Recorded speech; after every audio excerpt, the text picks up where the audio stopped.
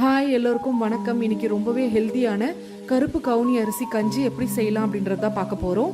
அதுக்கு கருப்பு கவுனி அரிசியை 5 to 6 மணி நேரம் ஊற வச்சு எடுத்துக்கணும். காலையில குழந்தைங்களுக்கு கஞ்சி செய்யணும் அப்படின்றதுனால நான் ராத்திரியே ஊற வச்சுட்டேன். ஊற வச்சிருக்க கருப்பு கவுனி அரிசியை மிக்சி ஜார்ல சேர்த்துட்டு நல்லா இந்த மாதிரி கொரன்னு அரைச்சு எடுத்துக்கணும். அரைச்ச அரிசியை குக்கர்ல சேர்த்துட்டு 1 கப் அரிசிக்கு 4 கப் அளவுக்கு தண்ணி சேர்க்கணும்.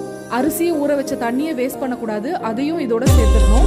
இது கூடவே நறுக்கின வெங்காயம், இஞ்சி, பூண்டு, பச்சை மிளகாய் சேர்த்துட்டு இந்த கஞ்சி இன்னும் கொஞ்சம் ஹெல்தியா இருக்கணும் அப்படின்றதுனால நான் கேரட், பீன்ஸ், கோஸ்லாம் சேர்த்திருக்கேன்.